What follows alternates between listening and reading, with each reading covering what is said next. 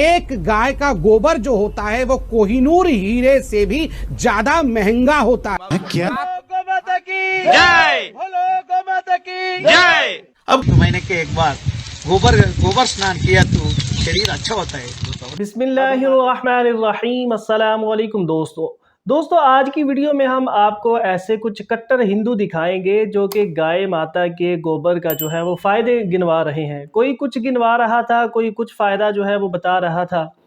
एक शख्स ने तो हद ही कर दी, उसने कहा कि गाय माता का जो गोबर है वो कोहिनूर हीरे से भी ज़्यादा महंगा है।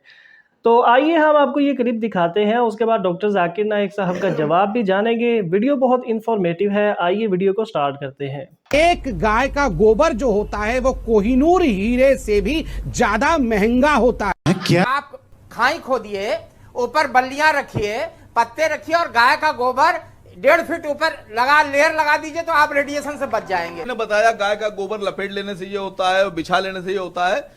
आधा किलो गाय का गोबर अगर ये खा लें तो दिमाग भी बढ़ता है। गोमाता की जय, बोलो गोमाता की जय। अब महीने के एक बार गोबर स्नान किया तो शरीर अच्छा होता है।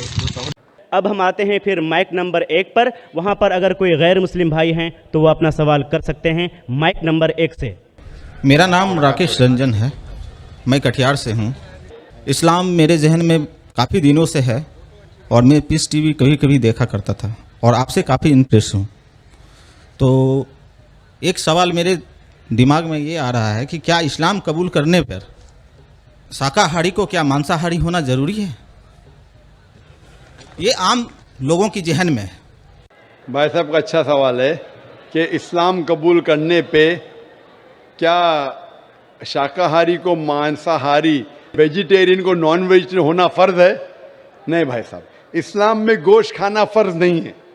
इस्लाम में एक इंसान अच्छा मुसलमान रह सकता है 100% शाकाहारी बनने के बाद भी, इस्लाम में फ़र्ज नहीं है।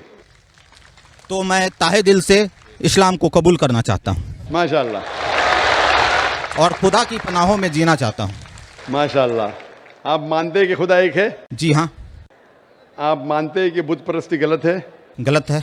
मूर्ति पूजा गलत है? एकदम गलत है। आप मानते हैं कि मोहम्मद सल्लल्लाहु अलैहि वसल्लम आखिरी पैगंबर है? जी हाँ। माशाल्लाह। आपको कोई भी ज़बरदस्ती करे इस्लाम कबूल करने के लिए? जी नहीं, कोई ज़बरदस्ती नहीं, मैं अकेला हूँ। आप अपने मन से करना चाहते हैं? जी हाँ।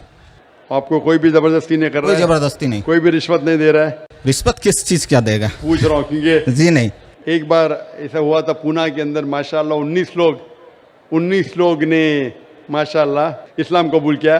तो पुलिस जाके पूछी तो डॉक्टर साहब ने कितने डॉलर्स दिए आपको? तो इसीलिए मैं सब लोग के सामने, पुलिस के सामने ही पूछ रहा हूँ। तो हक की बात के लिए डर क्या? तो आप अपने दिल से करना चाहते हैं। और गोश्त खाना इस्लाम में फ़र्ज नहीं है, फ़राइज़ बहुत कम है।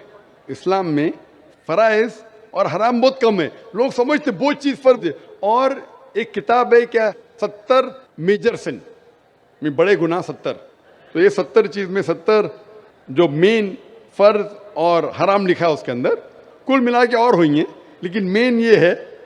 तो इसके अंदर कहीं भी नहीं लिखा है कि गोश्त खाना फ़र्ज है। लोग को ये गलत फहमी है कि मुसलमान को गोश्त खाना ही चाहिए। हाँ, इजाज़त है, इजाज़त वेद में भी है, इजाज़त कुरान में भी है।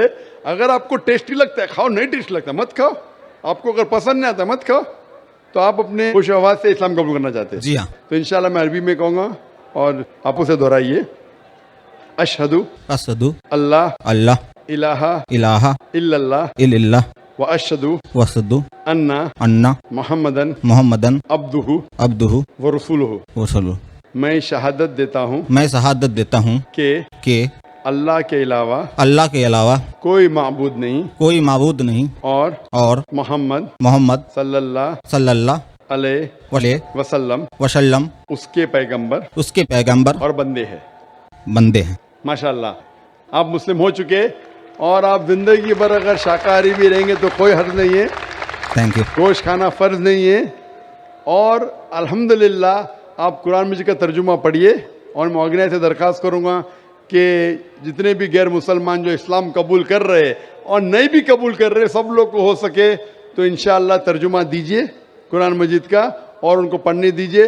और इंशाअल्लाह मैं दुआ करूँगा अल्लाह सुब्हानहू तआला से कि आपको और हिदायत दे और इस दुनिया और आखिरत में सबसे बेहतरीन ज़िंदगी दे। धन्यवाद।